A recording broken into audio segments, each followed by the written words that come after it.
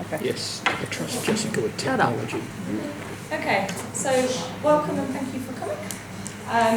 As I said, this is about managing stress and anxiety. I've got quite a lot of slides and quite a lot of things here to say within the hour. So some of it I will go through quite quickly, and if you want me to go back or expand, then ask questions and let me know. Just because I don't know exactly what everyone wants to get, so I'll just give you as much information as possible and then let me know if you need kind of any more. So, yeah, toilets you found already. Fire procedure is, the nearest fire doors, there's one opposite and there's the entrance. So in terms of kind of your own histories, I don't know whether people have been attracted to this because they have trauma histories or difficult childhood, whether they just have kind of anxiety now and then, or, I don't know you. So if anything is particularly difficult and you think, actually, I want to take a minute and go to the toilet or get a drink or nip outside, do so. There's no pressure. If you need to go, then go. There shouldn't be anything too upsetting, but just to let you know. Okay, so I think most of you who know me know that the reason I'm doing this today is because my daughter Jessica was stillborn in October. And so I wanted to use my professional psychology side alongside kind of her memory to help bereaved parents. So that's why I said if anyone's willing to donate, it's going towards the bereavement suite and in memory of Jessica. So yeah, it would be unauthentic not to acknowledge her before I start. Oh. Okay, so the plan is to talk about what is anxiety, how does it affect us, what's good about anxiety. So most people, when they think about anxiety, they think it's bad, it's something we don't want. Actually, there's some reasons we have anxiety. What are the different types? What causes us to be anxious, and why are some people more resilient and kind of less affected by anxiety or more able to recover than others? I've said it's about stress and anxiety, so what's the difference? What's stress and what's burnout? And then a little bit about how to assess your own stress and anxiety levels. So that's probably what you're here for. You want to know kind of what are your own stresses and anxieties. Talking about finding balance between your body and mind. And that's kind of the key to managing anxiety, I guess, is finding that balance. And then I wanted to talk about managing versus treating anxiety. So managing is your coping strategies. It's finding a way to cope with the anxiety that's there. Treating anxiety is more about if you would like to reduce your anxiety long term, how do we do that? And that's different to the coping strategies. The coping strategies are accepting it as it is, but just getting through it. And then where to get extra help if needed. So hopefully you'll have enough tools from here to kind of help yourself to go, okay, I'm feeling a bit anxious, this would help me. But if you then decide, actually, things are a bit more complex and I want some help, then just kind of signposting on to where to get that. And then any questions, because of the time, if you can keep questions to the end, then that would be appreciated, just so I can kind of get through and everyone gets a chance to hear what's there. And then I'm happy to stay at the end for any kind of questions. If there's anything burning as you go through, do ask, but it would be easier to get through it than to start, just to make sure you hear everything. Okay, so before I go through everything, I wanted an idea of what you want to get from today. So at the end of this hour, what will have made it feel worthwhile to you? So I've put post-it notes there. We're a smaller group, people might feel comfortable to share, or you might prefer to put it on a post-it note.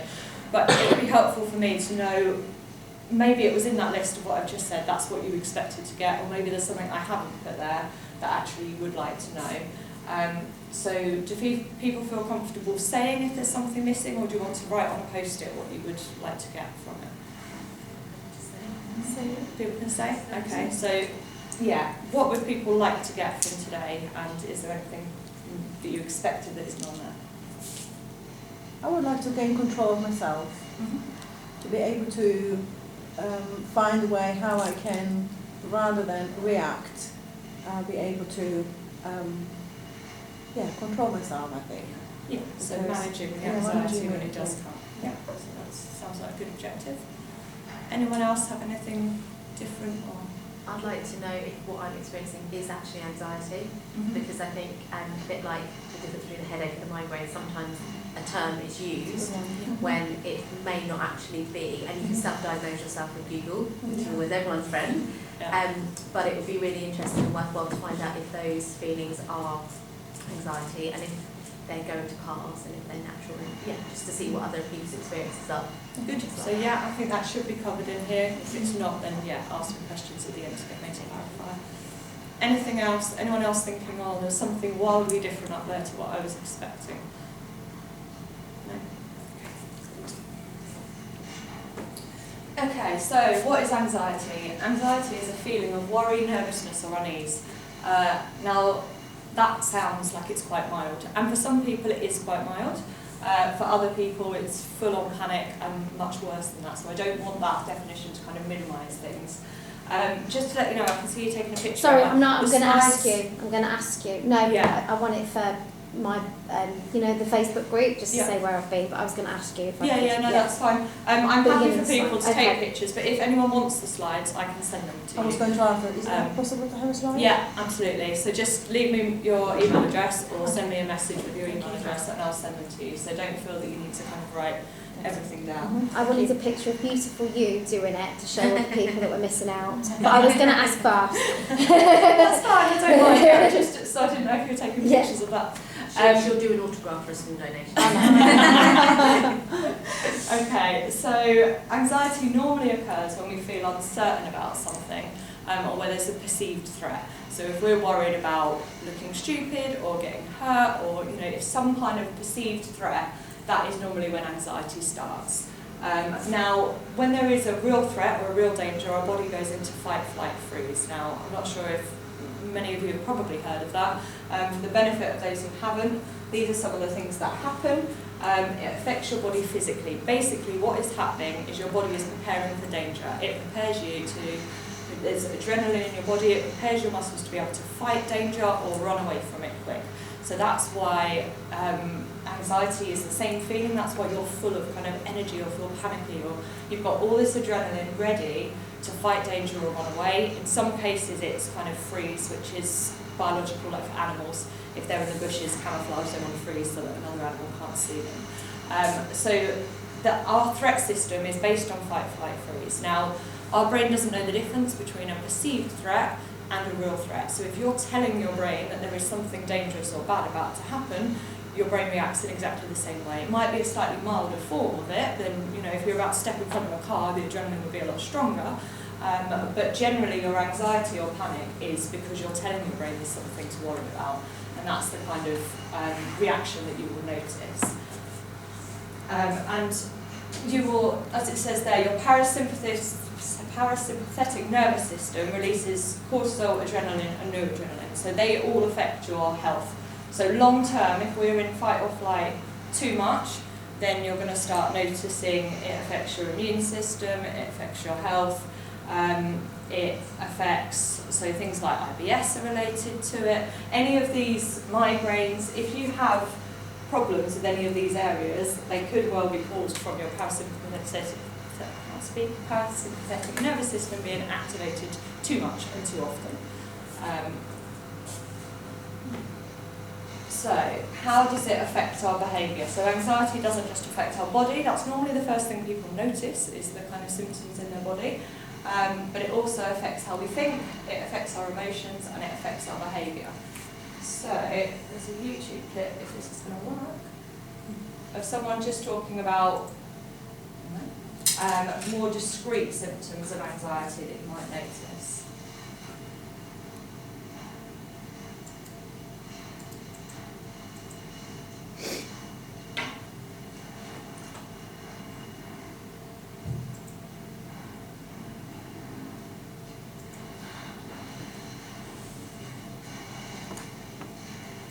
If you're someone who struggles with anxiety, then you're already familiar with the really common, well-known ways that it shows up in your life.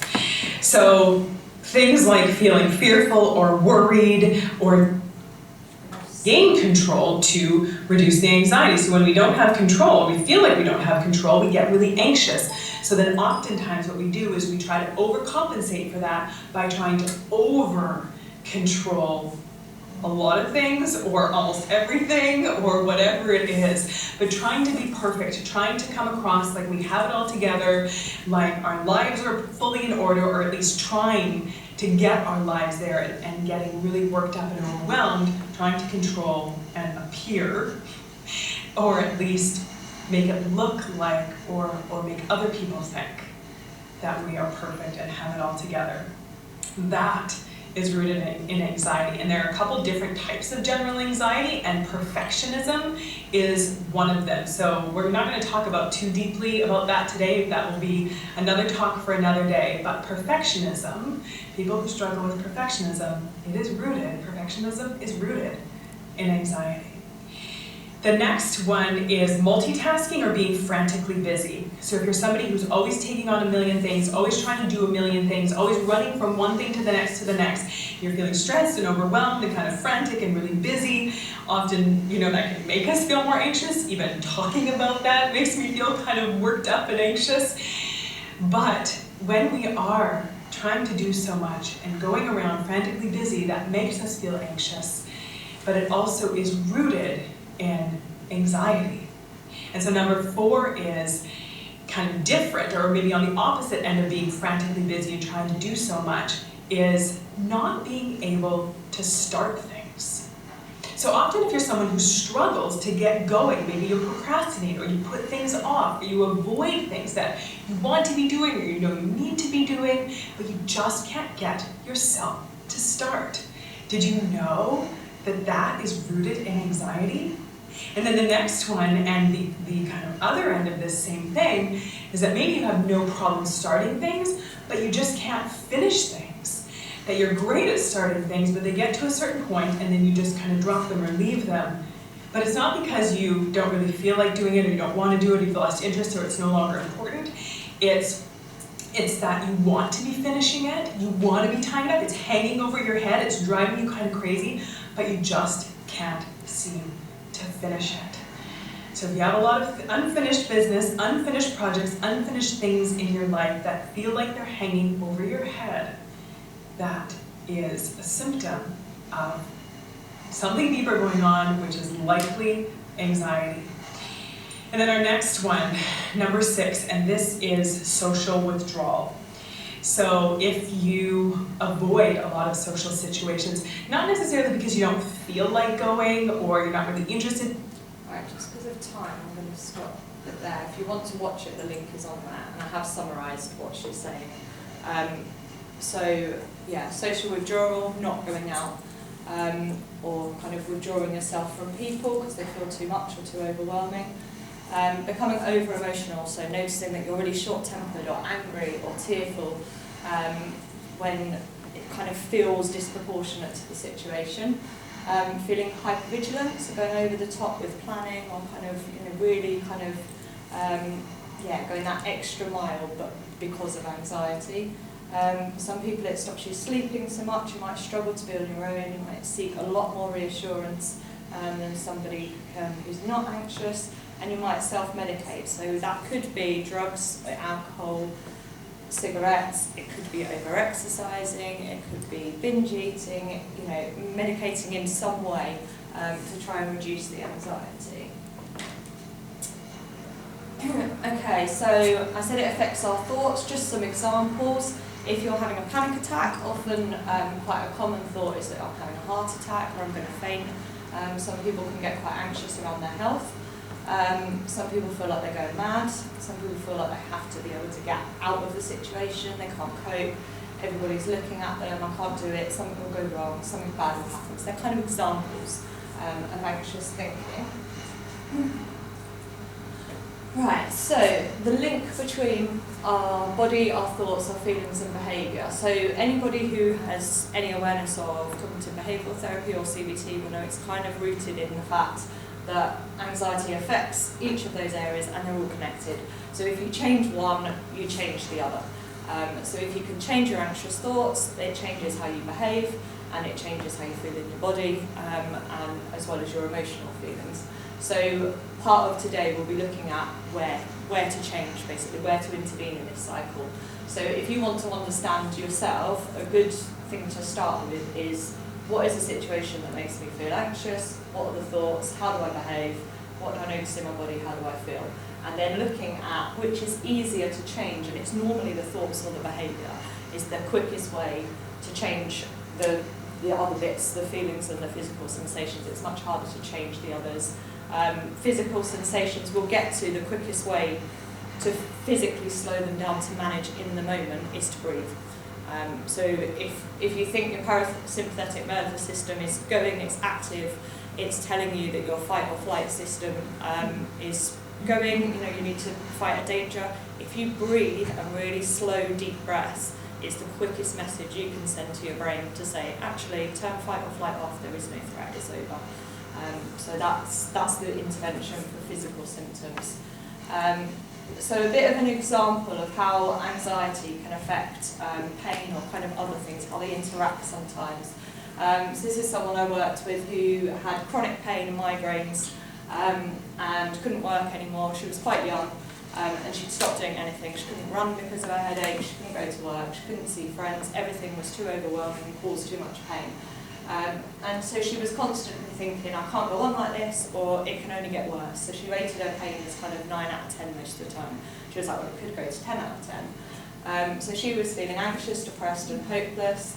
Her body was constantly in fight or flight mode. There's something wrong, why am I having these headaches, why can't I live my life normally? So the brain thought that she was in danger, and because of the anxious thoughts was making the headaches worse. Because it was basically saying, you're not getting the message, I'm trying to tell you a message with the anxiety that there's a problem, there's something wrong, and you're not doing anything about it, so I'm going to make the pain worse and get that message across stronger. So yeah, what she did was less activities, function less, and just sat there praying that the GP would find kind of a cure. And so basically what we did was anxiety management and slowly helped her to get back, start doing things and be able to do it, and she did. So her pain didn't go away completely, but it reduced down to kind of 3, and she was working, she was going out. So there are things you can do, even if it looks physical, if the basis is anxiety, there are things we can do. So why do we feel anxious? I touched on this. It's an evolutionary response, so it's basically to protect us from danger.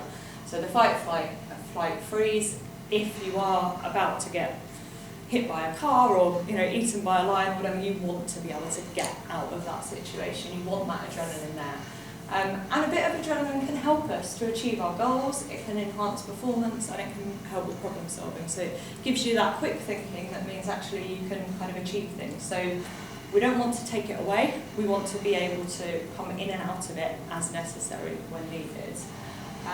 So if you repeatedly feel anxious and there's no external threat, it's just kind of a perceived threat, then your fight or flight is always active and it can become too sensitive. And sometimes if you experience a lot of anxiety, that's what happened. It's become oversensitized, we'll get to that.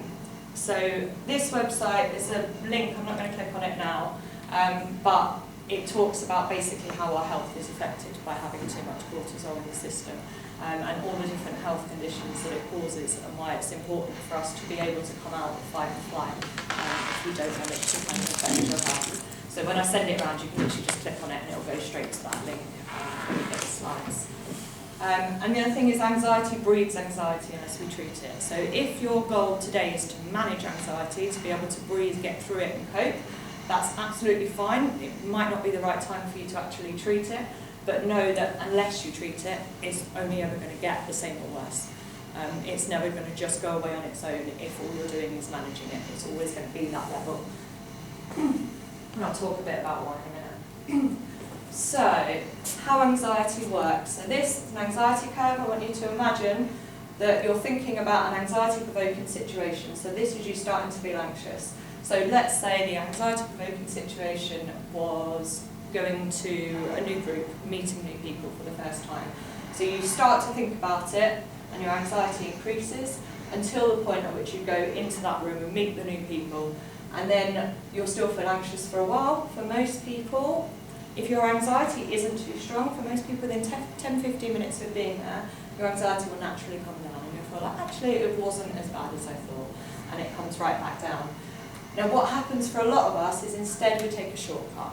So we go, actually I don't want to sit with that anxiety for 10-15 minutes, that's quite horrible. So what I'm going to do instead is I'm going to make an excuse, maybe a valid one, but it is a bit of an excuse, and I'm going to cancel. I'm going to say it's too busy, or I'm too busy, or it's snowing, or maybe next time, and find a way out. Now if you find a way out, that's fine, but without sitting with it, you don't learn that the anxiety comes down, and your system doesn't learn to manage the anxiety, because all you've done is get out of the situation.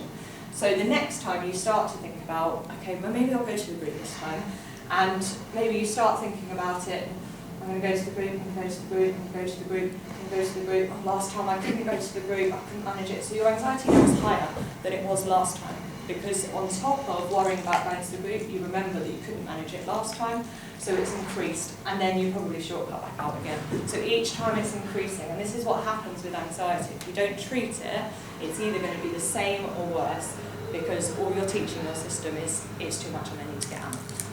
So that's exactly what you do each time. So the only way to bring your anxiety down is to learn to sit in those situations, slowly, gradually, doing kind of easier ones first, but to learn to sit in the anxiety and bring it down. Okay, so types of anxiety and intensity, as I said, will change for everyone. So some people, everyone, has fleeting anxious thoughts or nervousness around situations. Nobody's exempt from that. Lots of people feel anxious when they're facing new situations, thinking about a new job, driving somewhere new, where will I park, or lots of people have that kind of anxiety. Social anxiety, meeting people. Generalised anxiety is when kind of everything becomes an issue for you. So you think about any situation and you will find 100 kind of thoughts in your head of, well, what if this happens, or what if that happens, or health anxiety, for some people it's specifically around their health. Obsessive compulsive traits, so lots of people you will have seen obsessive compulsive cleaners, that kind of thing, where people cannot relax until, so obsessive compulsive, I break it down, the obsessive thoughts are the anxious thoughts, so I need to say clean. I need to clean, I need to clean, I need to clean. And that thought won't go away and rest, that anxiety won't go until you actually carry out a compulsion or an act, which in this case is cleaning. So it could be hand washing, it could be other things, but lots of people have traits of obsessive compulsive, even if they don't have kind of obsessive compulsive disorder. So even something like, oh, I need to tidy the front room before I can take my child out, or, and people feel like, no, I can't settle until I've done that.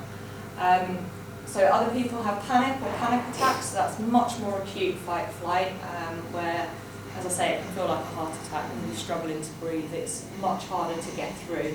And in panic mode, you do just need to get through until you've at least reduced the symptoms before you can kind of do something about it long term. Some people have phobias. Now often they're rooted in a trauma, not always, but say people have a dog phobia, often they've had a dog bite, and then that becomes, any dog becomes dangerous to them. And then moving on to post-traumatic stress symptoms.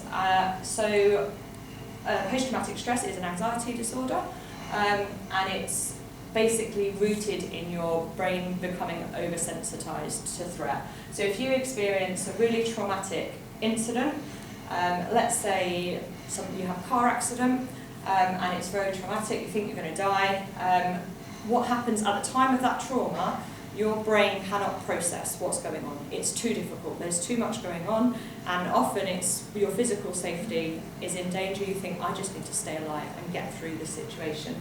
Now, because there's so much going on physically and your anxiety is so high, often what happens with PTSD is you don't process the memory. So your body shuts down anything it sees as a luxury function and says, I just need to keep you alive. So a luxury function in this case would be remembering the event properly.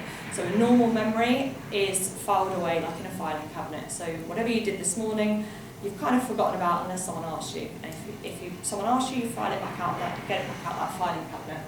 With a traumatic memory, it's not filed and it's kind of free-floating in your brain, basically. It hasn't managed to process at the time and your brain hasn't managed to go back and process it later. Now that's the reason that you're having symptoms such as nightmares, flashbacks, feeling generally kind of hypervigilant, is it's your brain sending you a message saying, yeah, you haven't processed that memory yet, come back and process me. And it will continue until you process the memory. So you can manage the symptoms and you can get through the panic or the nightmares or the flashbacks, But if you want it to go away, you have to process the memory. And that's when you seek support to do that, and kind of therapy. So EMDR or trauma-focused CBT are the two that you would do it. Now, I mentioned trauma here. I'm not going to go into massive detail about trauma, but it is important when we're thinking about managing anxiety, there's something slightly different about trauma. So what I've just said to you is that if you want your anxiety to go away long term, you need to start facing the situation.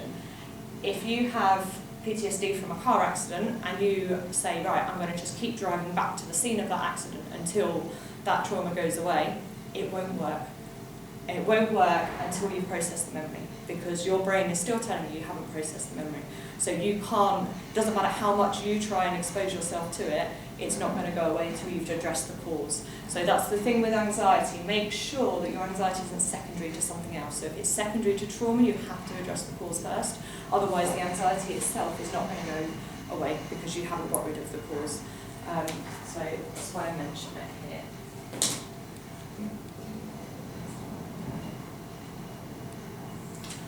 Okay, so how does it become a problem? In short, you've probably got the message now by not treating it, by letting it escalate. So our system, our bodies become oversensitized and move very quickly into the fight, flight, freeze response. So if you feel anxious when you're in a queue, just standing in a queue cues anxiety, and you start to be afraid of the fear of the anxiety itself.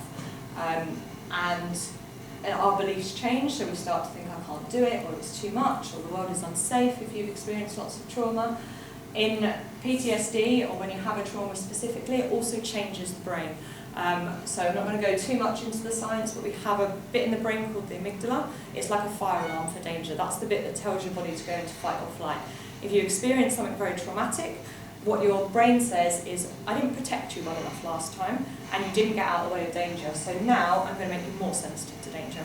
So as a result of that, your fight, flight, freeze comes in quicker, it lasts longer, and your feelings of anxiety are probably much more intense, because your brain is sending you a message saying, I need to keep you safe, and you didn't quite keep safe last time, so let's make it stronger. Now if you treat the trauma, that will go back to its normal self, but actually that's changed. And so, yeah, that's part of the reason you can become kind of sensitized to anxiety.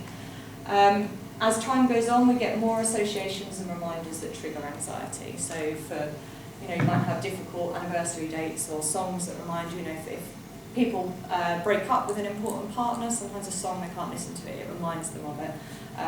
So as life goes on and we experience more difficult life events, there are more triggers and more things to remind us, so our anxiety increases.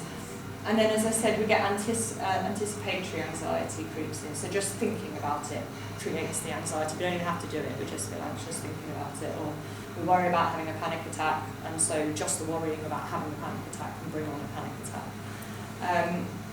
Now, it's really important to say how we nourish our body plays a really important part in anxiety.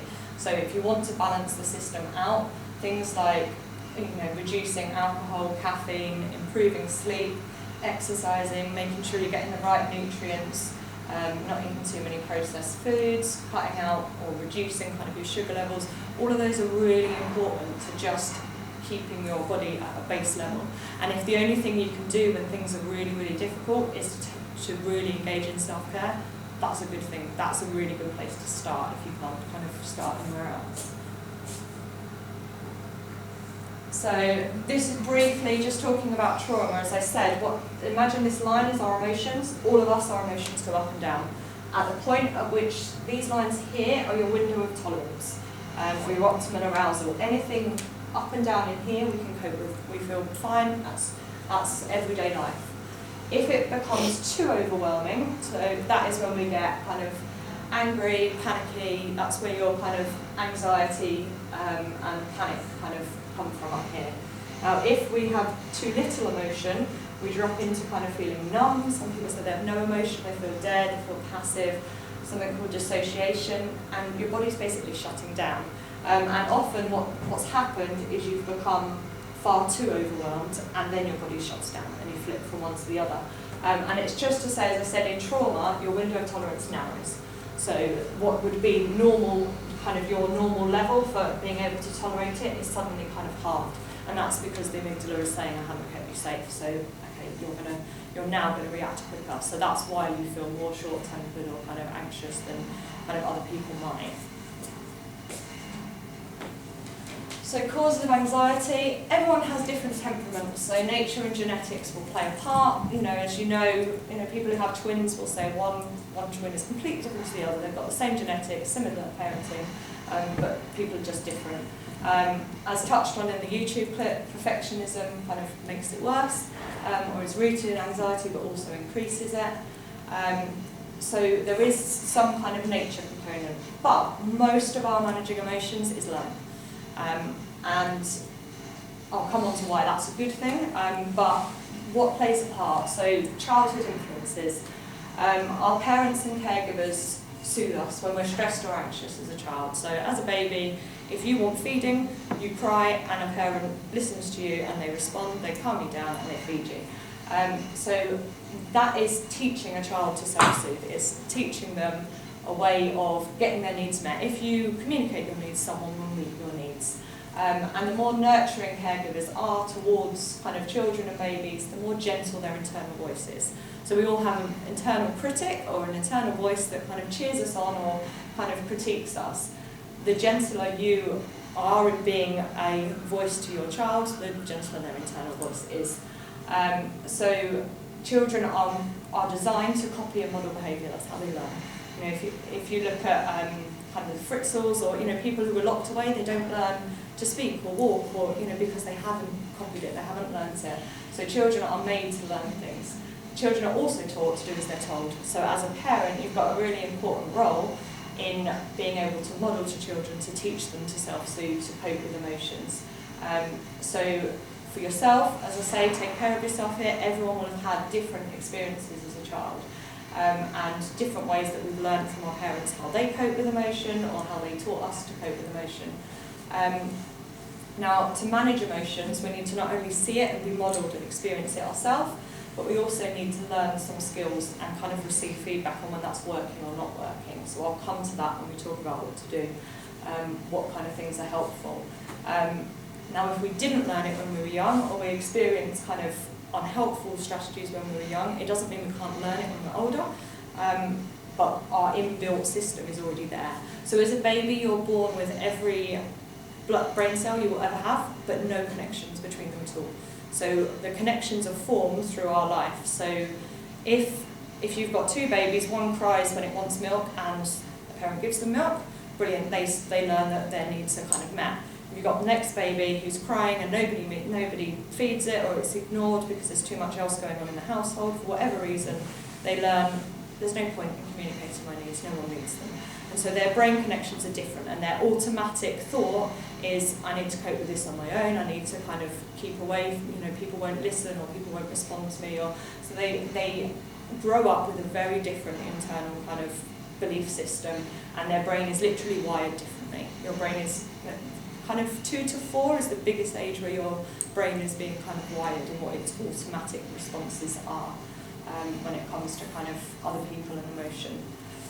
So bearing that in mind, parental mental health, childhood trauma, basically stressful, chaotic, busy, difficult childhoods are all going to play a part in how well you can manage your emotions. I put overprotective parents. If we think about anxiety, what we were saying, the more you avoid anxiety, the more it increases. Very often parents with the very best of intentions, who love their children dearly, take their children out of any situation that causes anxiety. So anything that worries them, they say, okay, don't do that, darling, because that makes you feel really anxious. Actually, that is not giving them the skills to learn. They're not being introduced. What they need is someone to say, I know this is really difficult, and I'm going to hold your hand and I'm going to do it with you. And then once we've done it together, you can do it, on your own next to. So what you need is someone who's willing to be there in that difficulty with you and teach you the skills. So yeah, with the very best intentions, we can create anxiety in our children or have it created for us because we just want to get rid of that kind of anxiousness that people we care about. So yeah, they all affect how the brain evolves and how we manage emotion. The other thing is attachment is really important to our resilience. So this is probably the biggest thing I see. The difference, I can see two people who've been through very very similar life events, but their childhood was very different in terms of attachment, and you can bet your bottom dollar the one with a decent attachment is the one who is going to be resilient. So what I mean by attachment is basically how well you've got on with your caregiver and how well you've bonded and how well they're kind of attuned to your needs. So someone with a secure attachment will expect a parent to be there for them, to support them, other people to support them. Those who had no early attachment figures that were strong and responded to them, or they were in difficult life events, they're less resilient. They have to learn all this for themselves later on and rewire their brain. So it's much, much harder. So smaller life events can really throw you off. That's not your fault. Sadly, that's the situation you were given. So lifestyle influences, so that's kind of early influences, and then attachment figures don't have to be our caregivers or our parents. They can be other important people in our lives. So we could have really difficult parental situation, but we've got a great sibling or great grandparent, and they step in as that secure attachment. For some people, they go into foster care or adoption, they get amazing foster or adoptive parents, and that really starts to kind of reteach and undo some of the early influences. Although you can't get away from what's already been done, but you can build a new path. So basically, what you're doing, if there has been damage early on, or you have learned early on that your needs aren't going to be met, or to feel more anxious, you are creating a second brain pathway. Basically, you're not undoing what's there. You can't. It's there. But you're creating a new one, and you're practicing a new one until that becomes your most practiced pathway, and then your kind of default starts to fade away as if it's less used. So the quicker you do it, the better, which is why there's so much government funding trying to be directed towards CAMHS and child and adolescent services now, because we know if you help someone young, they've got much more chance of being able to undo that pattern. If you've got someone who's been doing that pattern for 50 years, that's much harder. So the other influence is difficult life events. So obviously in adulthood, lots of us experience something that's difficult, stressful or traumatic. They increase anxiety, as we spoke about. That's the protective response. Too much stress, so we'll move to stress in a minute, but just too much going on. Too many competing demands, emotionally or physically, that it's just too hard to manage. As we've said, managing or living with anxiety rather than treating it is another kind of influence. Early adaptive coping strategies. So a lot of coping strategies we develop when we're young are really helpful then, but it might be that when you get to adulthood or later on and you're out of a stressful situation, they no longer serve you. So what I mean by that, if I give you an example, let's say you are a child who's in a situation where there's lots of domestic violence or there's lots of kind of uncomfortableness at home. It might be really protective for you to go and hide in your bedroom or to dissociate and emotionally kind of distance yourself so that you don't struggle with that. And most coping strategies we've learned are adaptive at one point. We have learned them because our brain is trying to protect us. But when we're older and we're no longer in a situation where that violence is going on, actually that strategy is not the best anymore. Being able to just numb away from emotion isn't helping you. And so sometimes it's about identifying what strategies really helped me before but don't anymore, so that you can kind of learn new strategies. So organisation helps a lot with stress and boundary setting, so learning when to say no or I can't do this anymore, or kind of assert your own needs. Lack of social support, so that's another big one in terms of how we cope with stress. If you've got two people experiencing the same life event, the one with the most support, who feels really well supported, is generally going to cope a lot better than the one who is isolated. So the reason I've gone through all those influences is to highlight that it's not your fault that you're experiencing the anxiety that you are, but because most of it is learned, it means that we can change it as well. So there should be some hope in there of actually we can do something about it.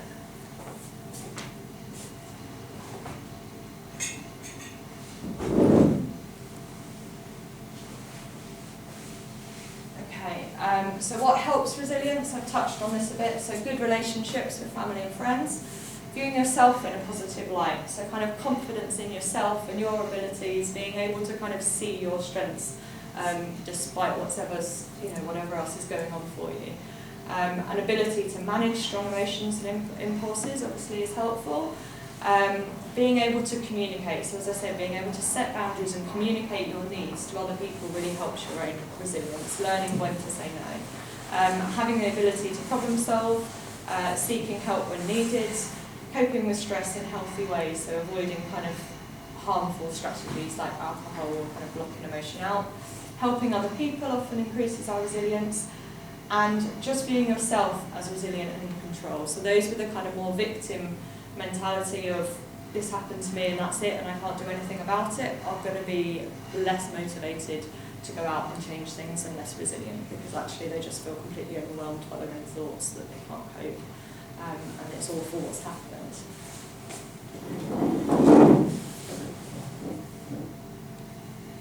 Okay, so that's just to kind of reiterate what we just said. So this model of resilience is all about your social support, how purposeful you are, how much you have vision and determination to do something, how confident you are in yourself, and how much you can problem solve and organise.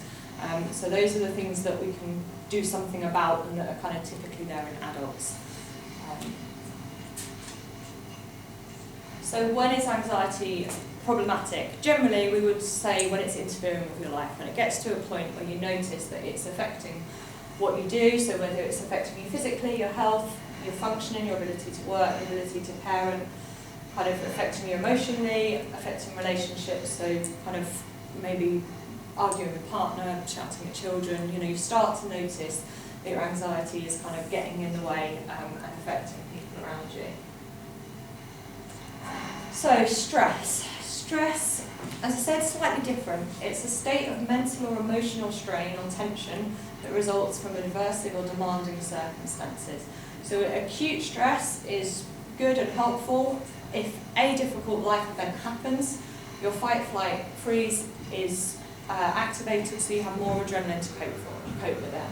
So you will feel stressed at the time, but then when the situation starts to improve, we return to feeling okay. So that's generally what we strive for, that's what we want with stress. We want to be able to have the energy to cope with an acute stressor, and then our fight, flight, freeze goes back to normal and we carry on. Chronic stress is when it's problematic. So this is kind of constant stress, or it persists over an extended period of time. It can be quite debilitating and overwhelming, and it affects our physical and emotional well-being. And there's a star there in the notes bit on the slides when you receive them. There's a link again to kind of the effects if you want to look at the effects on there. So chronic stress comes from feeling overwhelmed by life's pressures, and basically is our brain's way of telling us that we need to look at our lifestyle and change something because something isn't working. I guess the key difference between stress and anxiety in terms of us looking at how to manage it is that the fight, flight, freeze response goes away when the source of stress has changed. So if your stress is, I'm working too much, and you stop working too much, it'll go away. Simple as that. With anxiety it doesn't, but with stress it does. Now that might slightly oversimplify things. It might be, yes, the stress would go away if I stopped working so much, but I have to work that much. So obviously you've got to bear in mind, I'm not just saying that's it, take everything away, because you can't always. But that's kind of one of the key differences. And if we don't listen to our bodies and hear the signs and make the life changes, then stress becomes anxiety. So basically, if you're tolerating stress for too long, you're in this chronic stress, then you start to become more anxious. It starts to affect, and lots of people say, I never used to be like this, or I've changed as a person, or suddenly I don't want to go out, or if you're not listening to your body and you keep going, then the anxiety increases. Your stress becomes anxiety. And they also affect each other, so anxiety makes stress worse. So when you're particularly stressed, if you're already anxious prone, you're more likely to have thoughts such as I can't cope or I can't do it. So they're both kind of impacting on each other. So burnout from stress is basically having depleted physical energy where you just feel like, oh, I can't go on, it's just too much. That might be physical or emotionally exhausted. You start to notice you're getting ill a lot of the time, immunity decreases. You're not so bothered about personal relationships, you're kind of too focused on your own stress that you just kind of lose interest a bit in other people. Become increasingly pessimistic or negative, and lots of people become less effective at work or have more time off. So questions to ask yourself: are you getting burnout? Are you feeling really easily irritated by small problems or other people? Do you feel you're achieving less than you should? Are you getting what you want from life or not? And do you feel there's more work to do than you practically have the ability to? You're literally like, oh, I can't physically fit all this in a day. So, common coping strategies for anxiety. Most of our coping strategies that we have are to avoid the anxiety, as I say, get out, shortcut out, distract ourselves from the anxiety, so kind of think about something else, ignore it, or use a physical distraction technique. Ignore it and battle our way through and kind of not address the cause, what the message that it's telling us, or as I say, it could be secondary to something like trauma and you're ignoring the trauma. A lot of us try to kind of numb it or block out the emotion, so as I said, by being over busy or exercising, eating, alcohol, lots of ways of blocking it out, just pretending it's not there. Or we develop what we call safety behaviours. So what I mean by safety behaviours is I will only do this if something else happens. So if you don't like going out on your own, I'll only go out if I've got the dog with me so that they can protect me. Or socially, I can only cope with this situation if I have a drink. Or so you kind of have a prop or a safety behaviour. And if you're trying to support someone who feels anxious, just be aware of safety behaviours. So like I said, if you say to your child, okay, you can do this, but I'll be there with you, make sure you then phase out you being there over time, because otherwise you become the safety behaviour and they start to think, okay, well I can do this if mum's with me, or so you can kind of enforce the safety behaviour in your child without meaning to. So grade your support out, be there 100% for them, and then 90%, then 80%. Get yourself out until they actually have learned, actually I can do this myself, I don't need mum to be there, or whatever it is. And yeah, lots of people isolate themselves. If it's too much, just want to get out of the way. So there's something called ACT, or acceptance and commitment therapy, and the principle of that is basically we need to learn to accept what we can change and make a commitment to accept what we can't change and make a commitment to change what we can. And ACT highlights that a lot of our short-term coping strategies and the things that we use are actually worse for us long term. So sometimes we're doing a trade-off just to get through and use short-term strategies, we're actually creating long-term kind of issues. So just to bear in mind, do you want to put yourself in an uncomfortable situation in the short term to create a long-term gain? It's generally one or the other. Okay, so that leads on to treating stress and anxiety. What do we do about it? So as I said, the short-term solution, and to get through the really strong kind of panicky symptoms, the first thing you want to do is manage the symptoms. You need to kind of physically get through that flashback, that panic attack, whatever it is, that intense anxiety. Once you've got through it, or if you're not experiencing such strong anxiety, then you need to think about what does need to change long term. What is the message that my body is kind of sending with this anxiety? And then start implementing change. So, as I said, accept what you can't or won't change. So when I say won't change, what I mean by that is some people might say, okay, so I recognise that my job is really, really stressful and that's the problem for me. And we could say, okay, we'll look for another job. But actually, they won't leave that job because, and maybe there's good reason for that. Maybe financially they need that job and they wouldn't get another job for the same amount of money. Or if you won't change a situation, it might be an unhelpful relationship you're in, and you know that you might be better off out of it, but actually you're not going to change it. Just accept it. So drop the rope. So think of a tug of war. If your body is saying to you, okay, you need to get out of this situation, and you're saying, but I can't. Oh, I need to get out of this situation, but I can't. You're literally having a tug of war with yourself, and you're using a lot of energy kind of fighting. So just accept it and say, yeah, I know it might be helpful to get out of this situation, but I'm not going to now. So stop the fight with it. Just say, yeah, I agree, but I need to accept that's there. So that saves some energy just to start. And then start changing the factors that you have control over and that you are kind of willing to change. So we'll go into how. And then in terms of kind of anxious thoughts, look at kind of how can you challenge or reframe the thoughts, how can you think of them differently, and how can you reduce the avoidance behaviour, and that's your kind of changing the thoughts and behaviour, but also kind of how to treat it longer term. So management strategies, like getting through. The first thing often you want to do is remind yourself that anxiety can't physically hurt you, no matter how unpleasant it is. So most people forget this in the moment. When you're having that panic attack and it feels awful, you just want to get out. Actually, it's not going to kill you, it can't physically harm you. In that moment, nothing bad is going to happen if you sit with the anxiety. And then take slow, deep breaths, literally, and that is, as I said, just like take the fight-flight response away.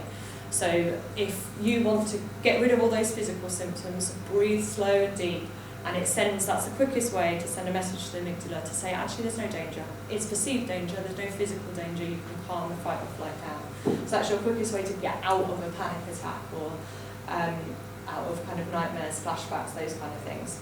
And then if you need to, you can talk yourself through it. So this is a kind of example of literally talking your way through it. So right now I'm feeling anxious, I'm sensing in my body panic in my stomach or intense headache, because it reminds me of, so this example is where there's trauma, so it might be, okay, it reminds me of that traumatic event. At the same time, I'm looking around, so then ground yourself, so the trauma isn't happening again, or it's, you're actually okay. So I'm actually in this room, it's 2018, and I don't need to worry anymore about that trauma happening. So you can talk yourself through it if it's to do with kind of panic and to do with the trauma. Distraction. So as I said, distraction isn't a great long-term strategy. It's not going to get rid of the anxiety long-term, but it is going to help you in the moment to get through. So simple things, count back from 100 in threes, count things beginning with C, name 3 things in the room that you can see or hear. You're basically trying to fill your brain with something else.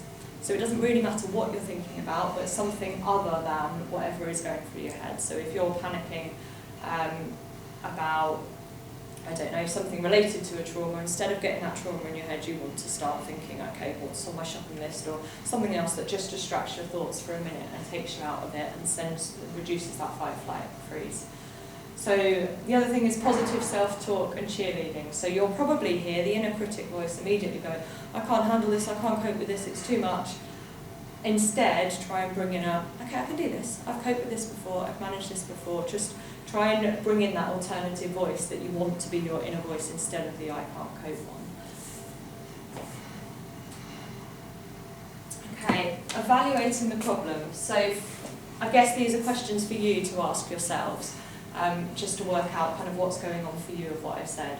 So are you in fight, flight, freeze more often than necessary?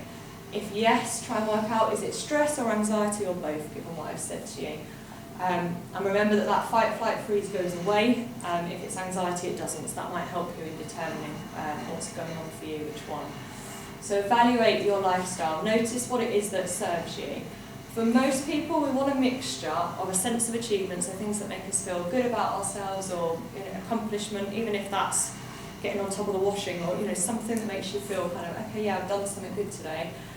We also want enjoyment and socialising. Other people are important to us. We're kind of social beings as humans. And we want relaxation. We need that system to be able to calm. So that fight, flight, freeze, if it's constantly activated, think about if you go to the gym to train a muscle. You don't have it tense like that all the time. You loosen it, you tighten it. You loosen it, you tighten it. And that's what we want, the fight, flight, freeze. We don't want it to be stuck on tight. We want it to be able to come out of it at times. So even if you're not treating the trauma, the anxiety long term, think about at least increasing the amount of relaxation or self-care that you do so that your system can have a break, so that it's not kind of stuck there. Okay, so notice what's causing you the stress and anxiety, what's draining you. It might be something specific, work, friendships, relationships, it might be doing too much. Are you not being productive enough? Are you avoiding too much? Are you using the short-term coping strategies that are maintaining the problem? Are your coping strategies outdated, as we said, and they need kind of updating? Do you need to learn new skills to improve your confidence, your coping resilience? And is your anxiety secondary to something else? So those are questions, I guess, if you want copies of the slides, go home and ask yourself, jot that down in a notebook, try and work out for you what's going on, and what's kind of most important to start changing it. So in terms of kind of social relationships, if you want to work out, so an exercise to do it, look at friends, family, social groups, work, colleagues, shade how much of your time you spend kind of inputting and helping these people. And then think about where do you get the most enjoyment. Now it might be you're spending all your energy keeping say family happy, and actually the people who you get enjoyment from are friends. There's a real mismatch in terms of where you're putting your energy into and what serves you. So yeah, that can just be an idea, and you can do the same with work or other things. If you're trying to get an idea of balance, work out what you're actually getting something from and where you're putting your energy in. So treating anxiety. So start implementing the change. So what can we change? So as I said, accept what you can't or won't change, and change what you can. So lifestyle factors, reduce whatever stress you can. Improve diet, sleep, self-care is really important. Learn new coping strategies and skills, and I'll talk about those in a minute. Improve organisation, planning and goal setting. Improve your communication style, boundary setting, readjust your overall balance, challenge or reframe anxious thoughts, reduce avoidance behaviours. They're all things that might help in treating your anxiety depending on what the problem is that you've identified. So yeah, and as I've said, remember, anxiety will only reduce long term if you kind of feel the fear and do it anyway. I don't know if people have heard of that book, but it is all about kind of putting yourself in that situation. And the caveat to that, as I said, is unless your anxiety is secondary to something else like trauma. So don't keep putting yourself in the situation if your brain is saying, oh, there's still a trauma that's not processed and you're just making it worse. But other than that, your anxiety will come down. So, coping strategies, what things might help? So the first one, as I said, mindful acceptance. Notice how you feel and accept it. So try to reduce this struggle that's going on from kind of judging yourself. So if you're feeling particularly anxious, instead of saying, I don't want this anxiety, I want it to go away, and kind of getting into a battle of, I'm trying to push it away, it's better, even though it doesn't feel very pleasant, to go, okay, I'm feeling anxious, accept it. It's there, your body is telling you something, and then try and work out what it's telling you. I'm feeling anxious, why am I feeling anxious, what's the message? So yeah, good self-care. The improving sleep, here is a link if you want to look at it. It's a kind of meditation that helps sleep. So for people who are really, really busy in the day and your brain doesn't stop, it's firing one thing after another, looking at that talk or listening to that before bed can then just help to reduce and kind of calm that a bit. So I talked about the inner critic. That critical internal voice, which is often a parent or someone who was around a lot when we were younger, becomes internalised, and it can create shame in us. So a lot of difficulties people have, we find this often with eating disorders, are around shame. I'm not good enough, I need to do something or be something different, and I'm constantly worried that people will find out that I'm not that thing, and I feel ashamed of who I am. The only thing that reduces shame is compassion, so learning to be compassionate and kind to yourself. And learning to love yourself basically until you're just not afraid of people finding out who you are, because actually you're all right with who you are. And that's quite a big job. I mean, I'm writing that there as if that's simple. That's not simple. And I will link you to, in a minute, a website where there's lots of resources on and how to kind of slowly do that if you'd like to kind of start building that, if you identify that as an issue for you. Sorry.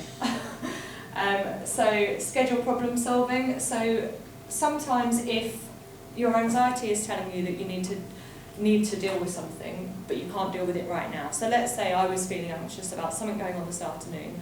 Right now would not be a good time to be thinking about this afternoon. So almost saying to your brain, okay, I get that I need to think about that, but right now I can't do it. Can I think about it when I've got the kids to bed at 8 o'clock or, and it sounds weird, but actually sometimes that really helps, because if you think about the brain trying to send you a message, you're acknowledging that there's a message there and that you will deal with it or listen to it, but actually you can't now. And generally that will stop the anxiety and anxious thoughts just keep coming. So if you're too busy, sounds obvious, get organised, plan, prioritise. Think about what do you really need to do now, and what can you do kind of later. And if your list is always too long, then obviously you need to start thinking about other things you can reduce or change long term. But it might be in the short term, you just need to postpone a few things. So as I was writing the talk this week, I had people kind of texting, I had people messaging about other things, so I literally put my phone to the side and said, no, right now my priority has to be writing this. So that went to one side and I'll come back to it later. So that's easier to do short term than it is if your list is always too long, as I say, then you need to address kind of the lifestyle issue. If you're not doing enough, so if often it's when our mood becomes quite low, when we're kind of feeling a bit depressed and low and overwhelmed and it's like too much, then we can really get a lack of motivation. It's really hard to kind of get moving and get going. So with that, the advice is to start really slowly and increase. So let's say you're managing to do 1 or 2 things a day, write a to-do list. If you managed 2 yesterday, try and do 3 the next day, try and do 4. You know, just slowly build it up. And as you start doing more, your motivation will come back. So lots of people say, I'm really unmotivated and I need to kind of wait for my motivation to return. Sadly, it doesn't work like that, and it's why many people stay in a low mood or depressed for a long time, because they're waiting for this magical moment when the motivation returns. Actually, we have to create it and bring it back. We have to slowly kind of motivate ourselves back. Also, if you're feeling pretty low and down, try and do uplifting things, so get active. And it's the last thing you want to do, but again, it's about getting that motivation back. So do something you enjoy, sport, run, hike, walk. It might be listening to upbeat music, laughing, seeing friends and family, or lift your mood. Trying to do something to kind of bring that mood back up. SMART goals. So as I said, people with vision and determination tend to be more resilient. So if you set goals, it tends to help with your motivation. And you're more likely to do something if you physically write it down and kind of make yourself accountable, and it helps you, to motivate yourself. So SMART goals tend to be the best ones. So if you want a goal set, be specific, make sure you can measure the outcome, make sure it is actually physically achievable. Is it realistic, and can you do it right now? Is it timely? So if you want to do goal setting, then that's kind of the thing to follow. Boundary setting, I've talked about that a bit. So part of maintaining good relationships is having clear boundaries. So we need to be assertive and communicate what these boundaries are. So assertiveness is a behaviour which enables a person to act in their own best interest and stand up for themselves without feeling particularly anxious about it, and to just be able to express yourself honestly, I guess, but doing that without denying the rights of other people. So not I'm more important than everybody else, but I acknowledge you're important, but I'm important too, I guess. That's not easy to do, it's another skill to learn. Okay, so this is just about communication styles, and as I said, assertiveness is the one that's acknowledging that I'm important and you're important, and it's a good way of kind of getting your needs met. It can be developed and learned, and I can talk more about that. Okay, so we are near the end. Okay, so learning to relax and self-soothe. So as I said, your fight, flight, freeze activates the parasympathetic nervous system. So what we want to do is have periods where your sympathetic nervous system kicks in and it relaxes that parasympathetic nervous system. So relaxing and doing activities to relax and calm your system is basically the way to do that. And there's a list here of different things that you might do that are calming or relaxing. So guided visualization and relaxation, there's an example here. Mindfulness, there's an example. Progressive muscle relaxation, there's an example. Something called safe place is an example. So for each of them, I've linked you to a YouTube kind of example you can look at.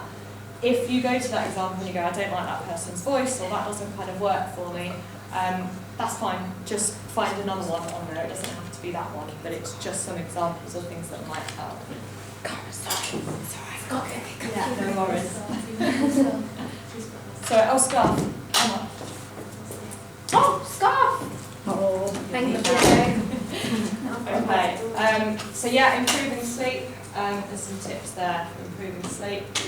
I guess the important thing we're trying to do here is balance your systems. So as I said, when you feel threat, most people respond either by trying to do something activating, so wanting to pursue a goal, achieve something, go and buy something like retail therapy. We try to reduce the threat system by doing something. And that's very Western, that's kind of what our society does most of the time. And that's fine, that's a good strategy, but it shouldn't be your only strategy. We also want to be able to link into feeling content, safe, calm and soothed. So we need those relaxation strategies and to be able to be more compassionate. So this is the website I said, if you want to build compassion, Compassionate Mind, it's a really, really good website. It's got loads of resources on about how to kind of, build up your compassion and to activate this system more. That's probably what most people have got underdeveloped in our society generally. And if you develop that stronger, then you increase the threat system. Okay, so the last few things, I've talked about changing thoughts. If you identify that you have lots of anxious thoughts you would like to change, this can be a way of changing them. So identify what's causing the thoughts, what's the situation, how do I feel, what's the thought, and then looking at kind of evidence to support it. So actually, if the thought is I can't cope, well, is that true? Are there situations where you have coped with it before? And then trying to kind of come up with a more realistic perspective if it isn't true. Sometimes it will be true, but other times it won't be. And then kind of rating how you feel emotionally after that, and does it decrease? So there's lots of kind of hints and tips to help you do that yourself. And then changing behaviour. As I said, what we want to do, if you want to tackle anxiety long term, is to slowly enable yourself to be able to do a situation. So this is an anxiety ladder. It's an example of something I did with someone who witnessed an assault and then wouldn't go out kind of walking because of the assault. So first of all, she wanted to go out walking in the dark with Zed as her partner. Just anonymised it a bit here. So yeah, she said, first of all, I want to be able to walk with this person who makes me feel safe. And then I want to walk with them and talk about what happened. So I want to be able to kind of acknowledge it. And then I want to be able to walk past where it happened in the dark on my own. Then I want to be able to walk past in the dark. And then I want to be able to do it in the daylight. And so it's slowly getting, so I've done it the wrong way around, sorry. So yeah, I should have started here. So the least scary to the most feared. So you start with, so she started, I want to drive past it first, then I want to be able to walk past it with me, then I want to be able to do it in the day, then I want to be able to do it in the dark, and then I want to be able to do it on my own. So slowly being able to get there till the point that she could walk past where this happened, which happened to be near her house, so she was having to divert lots of long routes round, until she could finally confront it, and now she can walk that way and the anxiety is gone. Okay, so that's the end of the whistle-stop tour of kind of lots of things you might need to do. I guess the plus side of seeking support, if you recognise that there are some of those things going on for you, for lots of people, they might be able to do it themselves. But if there are lots of things going on, somebody can literally say to you, I think this is happening, I think this would help, and they can guide you through exactly how to do and implement each of these strategies. So if you do think that it will be helpful, most people can refer to IAP services, which stands for Improving Access to Psychological Therapy. If you're in Brighton and Hove, it's the Wellbeing Service. If it's West Sussex, it's Time to Talk. And if you're East Sussex, it's Health in Mind. Click on the links and you can self-refer, you don't have to go to the GP. If you're somebody who has more complex difficulties or there's kind of lots of multiple trauma, sometimes IAP services might not be the right services for you and you want kind of more severe and enduring mental health, and then you would go by your GP.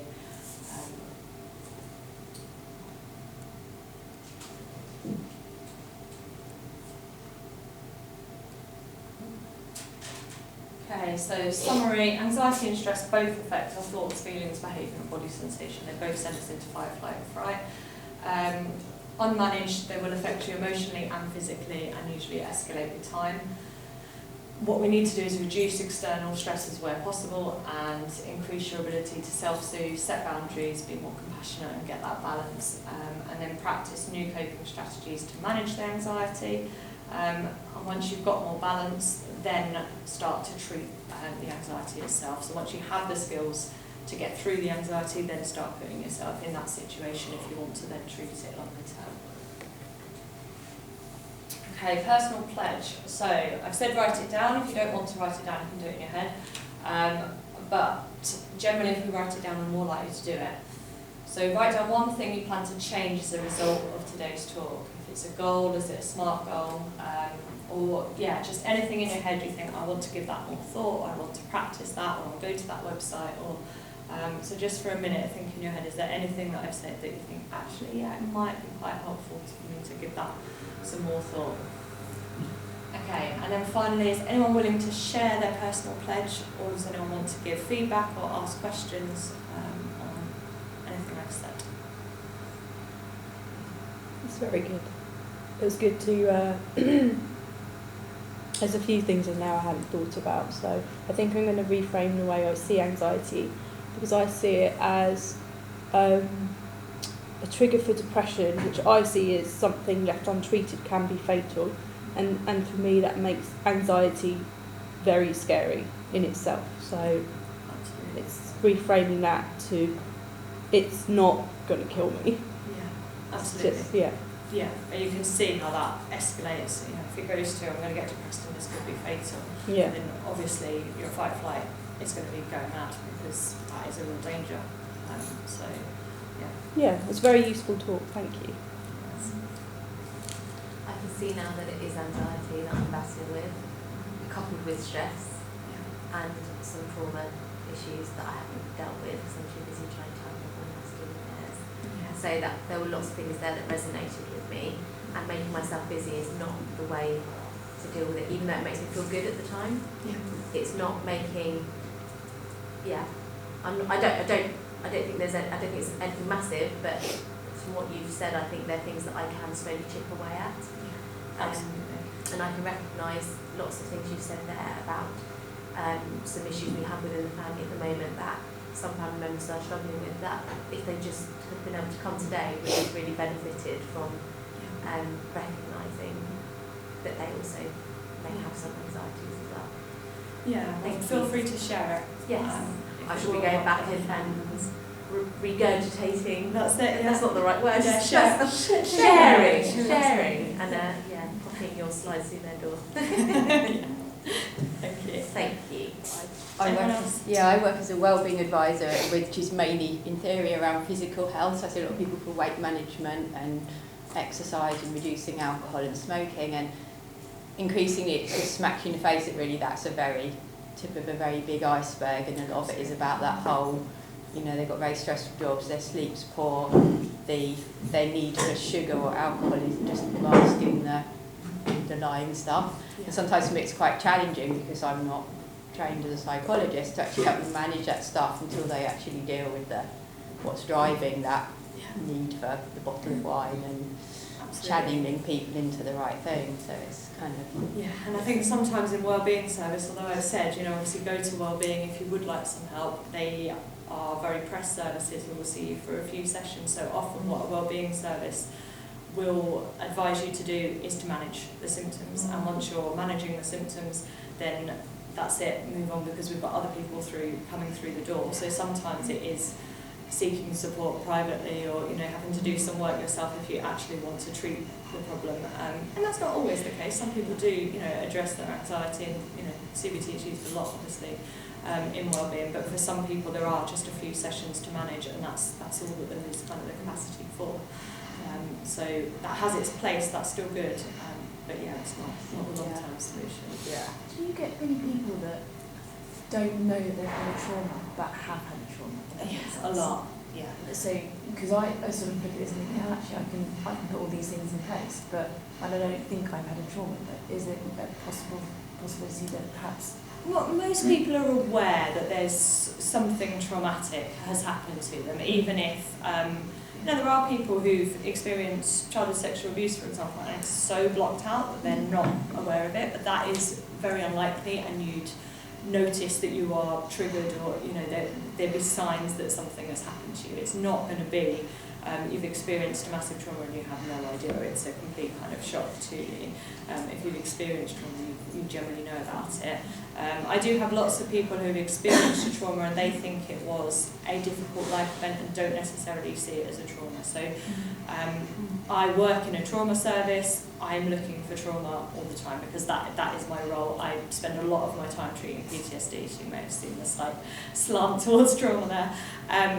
But a lot of people will come and say they've had a car accident and that's why they're coming to me, and then I'll go back into their history and it's actually I've had this abusive childhood, all these other traumas. They weren't even aware of the traumas, and they'd been ignoring the flashbacks or nightmares and dismissing them, and weren't really acknowledging there was a trauma there. And so when the next trauma happened, it's then opened up their early trauma as well as their current trauma, and we're dealing with both, because they just didn't realise the impact that the initial trauma was having, or how much it had made them more vulnerable to then going on and having trauma symptoms later. So yeah, people do miss the importance of trauma, but they don't generally miss that it's happened. Sometimes it's probably better to actually tell them that's just basically what it is. When you actually don't know that you lived the trauma unless actually somebody helped you to understand it. It's like part of the bereavement as well, because trauma is actually about finding out what actually happened. You may not process it at the moment, but somebody helps you to understand actually this happened to you.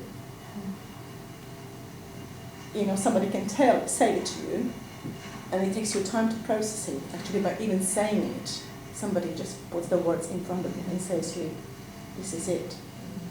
And you just need to find the time to process it with the feelings. Actually, what is it doing? And maybe those words help you to shake you and say, you know, and that's your moment when you just go, actually, yes, now I get it. So what's going to happen is like a tsunami, I would say, yes, that actually that shake would just say, actually, now, hello, come on, wake up. And that tsunami is the consequence of the feelings that I call it tsunami, because actually, for me, it's still happening. It's still, the water is kind of getting there, and eventually I'm just still waiting for the moment to say, actually, now it stopped. And it's taken me 2-3 years.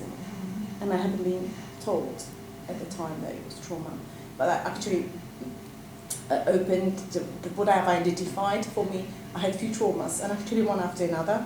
I'm reading very much here too about different causes, you know, different types of trauma.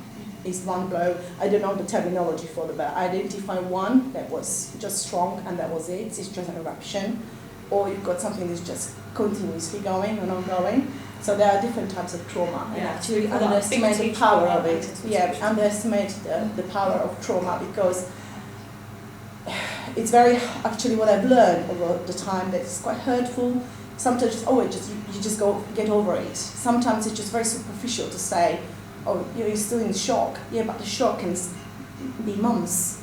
The shock can be a year until actually somebody tells you this is what's happening. And my release is when they cry. And that's what happened now. Skin. Sometimes just think like that. Very simple to identify. You don't have, you know, sometimes it doesn't take a genius to identify it. Do you think that's it? And just push somebody, you know, just say maybe that's what's going on. And that's what's happening to me. That I had actually people who, my friends, who actually started to identify things. And I said, don't you think maybe this? And then you just say, why don't you just go and ask? And that's what happened. Sometimes just a very simple step, and just guide the person through and just go with them helps. But And very often that's what happens in therapy, is that when you're asking the questions, people start to make the links and go, oh yeah.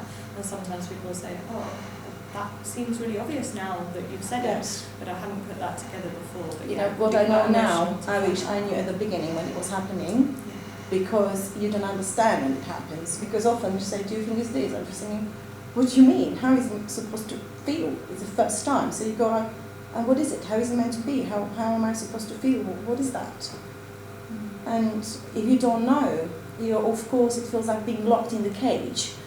And all of a sudden you want to say, but you can't, you don't know, you're still battling with it, and you just go, oh, what is it? Is it like this? Is it really that? What they're saying? Is it that? Is it that? To identify it, I just find it really complex. And it's just a vicious circle. And sometimes you've got triggers who will initiate it, and you go like, no, it's not that, I can manage that. And it just is a spiral that sometimes I just feel it was going up, going down, and it's just, now I identify that, yeah, sometimes I'm in the flow of going either very low or going to very high, and that's just exhausting. That is exhausting. Absolutely. Totally. Yeah. And sometimes that's when we need a bit of help, is when it does feel that overwhelming and there is multiple traumas. That's when we need a bit of support and someone to help guide you in kind of how to process the traumas and how to kind of learn ways to manage it as well. Okay. Any other questions at all? It's not necessarily related, but I just wanted to give some flowers. So thank Oh, you. Oscar's Wish. So this is Gemma from Oscar's Wish. So Gemma is the founder of Oscar's Wish, and it's Gemma who I'm working with to create the bereavement suite for people in Brighton. So as I say, anybody who's, thank you, it's really kind. Anybody who is willing to place a donation today, it will all go towards the bereavement suite that we're hoping to create at the Royal Sussex. So yeah, thank you for coming. I hope it's been helpful. And yeah, please do donate. It's a great cause. And there's also raffle tickets if anyone wants them. So there's a lot of prizes. There's an adult and a children's raffle. So adults is there's a trip to the dogs, there's a photo shoot, there's Easter eggs, there's personal exercise, there's meals out, there's yoga, salsa, drawings, flowers, afternoon tea. There's all number of prizes, and there's lots of ththings for children. There's of course 10 swimming lessons with water babies, a disco rave, baby yoga, maybe some 3 tumble tots. You can see there's loads of prizes. So raffle tickets are £1 each, or 7 for £5, and you can have a mixture of adult and children if you want, or just one or the other. When will that be drawn, Colour? So the children's raffle is going to be drawn at the Easter event that I'm putting on. It's a charity Easter event in Burgess Hill, if anyone's interested, on Easter Sunday. So the children's raffle will be drawn there, and the adults raffle will be drawn the week after, because I'm doing another fundraiser that week. So then once everyone's had an opportunity to buy tickets, they can do. So yeah, just leave your name and phone number if you want raffle tickets, and I'll contact you when they're drawn. I was just doing some problem solving in my brain, and I thought, okay, there's only how many people here, so if my X amount of tickets that's drawn today, I've got quite a high chance. Yeah, sadly not. Yeah, there's more than a prize each there, isn't there? Yeah, no, sadly not just you today. But Thank you. Thanks ever so much. Thank you for coming. If she was to do this That's for the lady 7 that or sat next to me, who's had to leave. for Japanese.